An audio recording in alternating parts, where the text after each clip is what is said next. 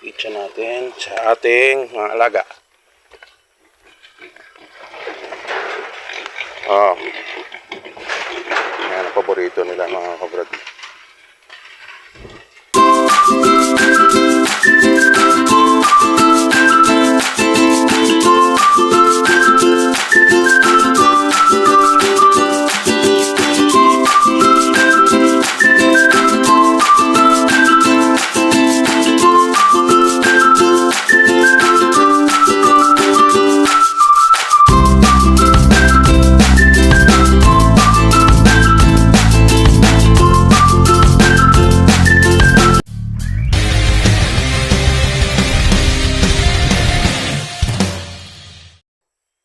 So ayun nga mga kabrad, isang napakagandang umaga at mahamog. Ayan, napakahamog po rito mga kabrad. Medyo tanghali na nga dahil nag-grass cutter pa tayo yung kanina. Ayot malinis na yung area na yon.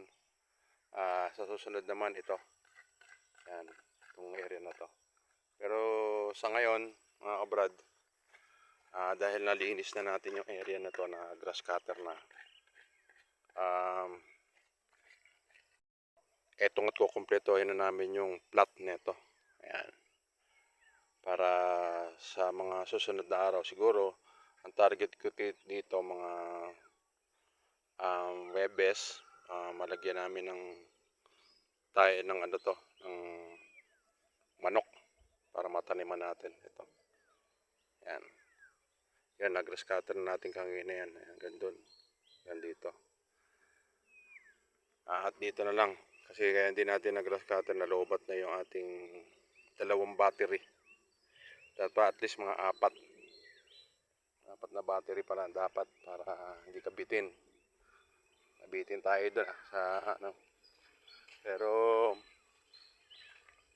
ito. So ano na siya yung battery niya. So habang andito tayo, maya pa tayo uwi. Mamimitas muna tayo mga kabrad uli ng sitaw. Ayan o, ang dami ng ano. Pero yung sitaw na ito mga kabrad, paano na to? Palipas na rin. Dahil pang-anim na namin dito. Kaya medyo padry na siya. Ayan. Ayan. Pero marami pang kung pang-ulam lang mga kabrad. Ayan. Marami pang mapipitas. Kaya lang iba na medyo ayun nga, payat na. Pero meron din na sakto lang. Ito yung masarap sa sitaw eh. Yung bang masalukuyan pala siyang lumilintog. Toto, ayan. Ito maganda sa sitaw, ayan. So, ngayon, pipitas muna tayo. Tsaka, ito pala mga kabrad. Bago pala. Pipitasin natin pala itong ano.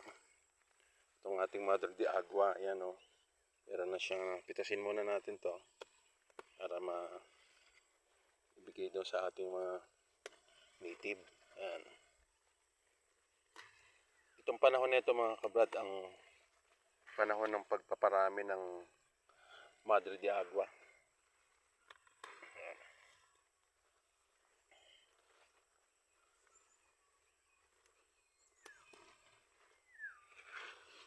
Yan naman mga kabrad, doon sa kinating mo na yun, sa pinutol mo, doon ulit may uusbong.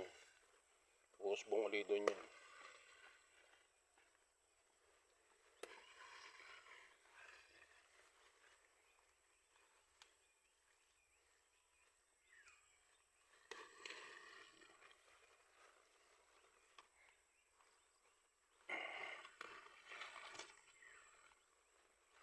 Napakalaking bagay na ito mga kabrad sa ating mga alaga.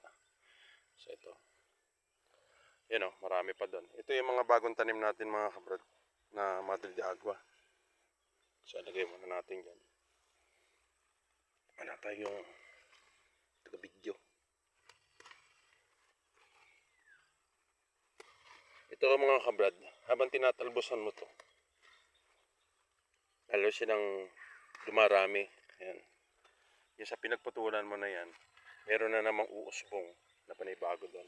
Kaya hindi siya lalaki. Pag yung Mother de Agua mga kabrad ay napabayaan mo na hindi mo napitasan, hindi mo siya naanihan, ang mangyayari ng mga kabrad, tumataas. At pag tumaas yun mga kabrad, yun na nga, mahirap nang abutin yung iba.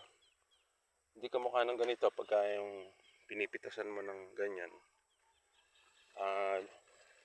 Umaano lang siya, yung lumalago. Pero, hindi siya tumataas.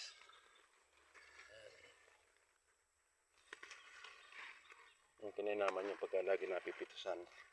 Lalo na pagka, ayan o, kamukha niya. Yung dating pinitasan natin dati rito, ayan o, usbong.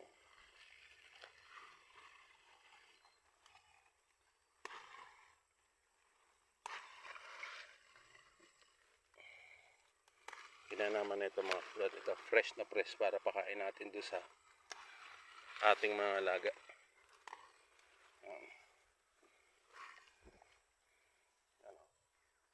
Ilang puno pa lang yan mga kabrad.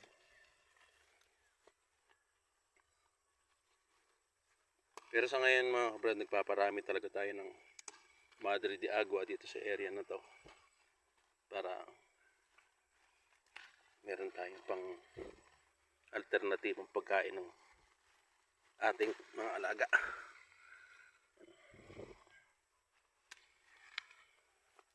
Ito, laki na.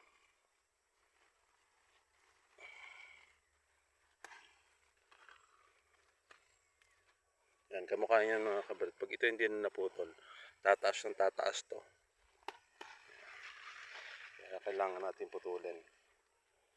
Para yung pinagputulan, yan, uusbong ng panibago.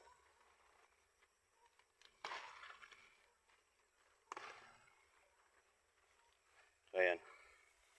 Itsa muna natin to sa ating mga alaga. Ayan.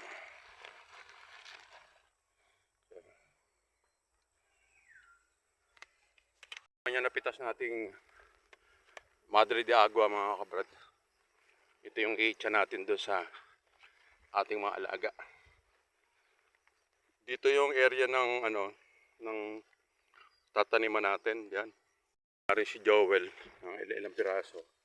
Yan, meron na rin siya dyan. Yan. Sa hangganan ng lupa. Para pagdating ng panahon, marami tayong maanihin. So ngayon yan, bibigyan na natin doon sa ating mga alaga.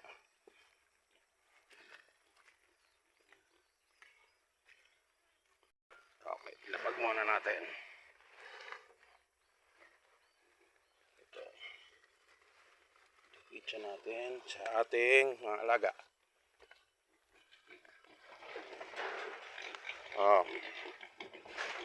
Yan ang paborito nila mga kabrad. So, dagdagan pa natin.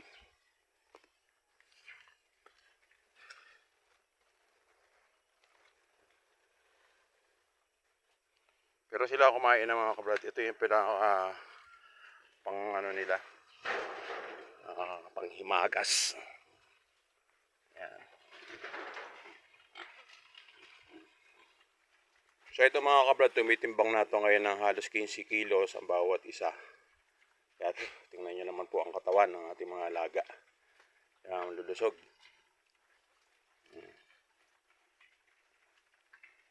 Kaya napakahalaga nga mga kabrad talaga na merong tayong tanim na Madre de Agua. Tsaka yung Napier grass, nagtanim na rin tayo mga kabrad para doon sa pagdating ng panahon, meron tayong aanihin para dito sa ating mga alaga. So yung kabila naman mga kabrad, si Brown, bigyan muna natin.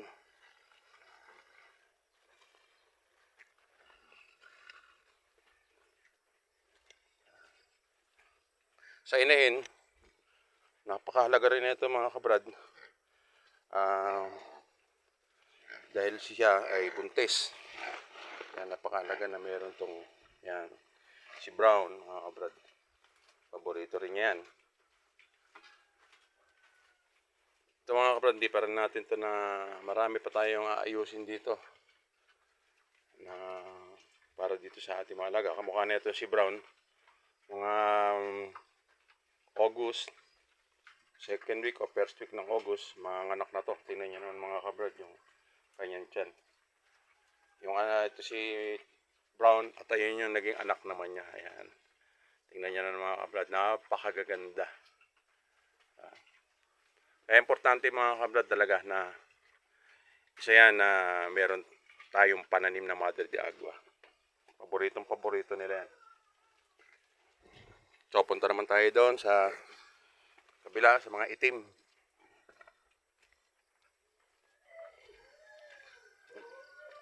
Doon naman mga kabrad sa taas doon, meron din tayong tanim na Madre de Agua. Yan yung una natin mga tanim. Yan. Alam ni Tisay ng mga baboy doon na bibigyan sila ng Madre de Agua. So dito nilinis na ni Joel to. Dahil dito tayo gagawa ng kulungan.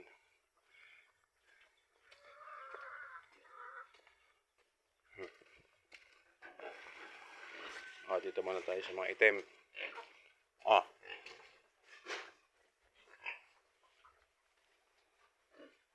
Ito mga kabrad, ang laki na ng tiyan. Tsaka ito. Halos ito mga kabrad, yung ating dalawang inahin na to.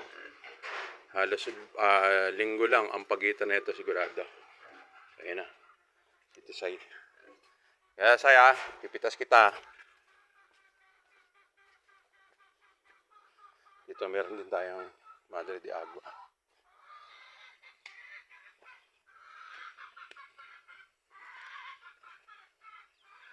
Ito. Napakalaking bagay mga kabrad. Tapos may tanim na rin tayo doon ng mulberry. Yan, malaking bagay din yun. Pag namunga yun, yung mga ganito rin yung dahon. Nakain ng ating mga alaga yan. Tapos yung kung dumating yung panahon na magbunga, pagkain naman ng ating mga manok.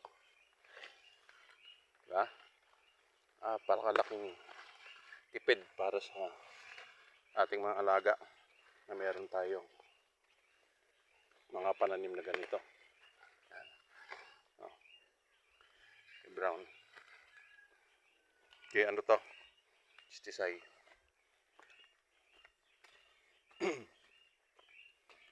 Halatang kumain ka na. Ha? At bukod doon mga kabrad, pati ating mga biik na hindi pa naaawat, nasasanay na sa pagkain ng Madre de Agua. Isa doon tutulog. Pero kung titingnan mo sila mga kabrad, ang ganda ng apat na biik natin. Saka yung isa medyo may kaliitan. Ayan. Yan, importante mga kabrad, yung Madre de Agua sa ating mga alaga. So ito naman si Brown, hindi naman natin to masyadong pinakakain ng sasapal. Puro ang ilalagay natin dito, purong starter na ngayon dahil mula nung nagtais siya, yan, at least kahit paano nakarecover na siya. Gumanda na yung kanya pangangatawan. Pero dito sa Madre de Agua, tuloy pa rin ang pagpapakain natin sa kanya. Yan.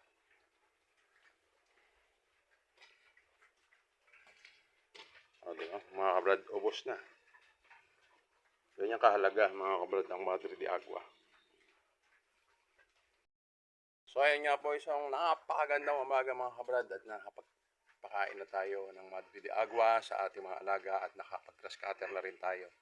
Kahit paano, yun nga, ulit yung sasabihin na napakahalaga ng meron tayong pananim na Madre de Agua.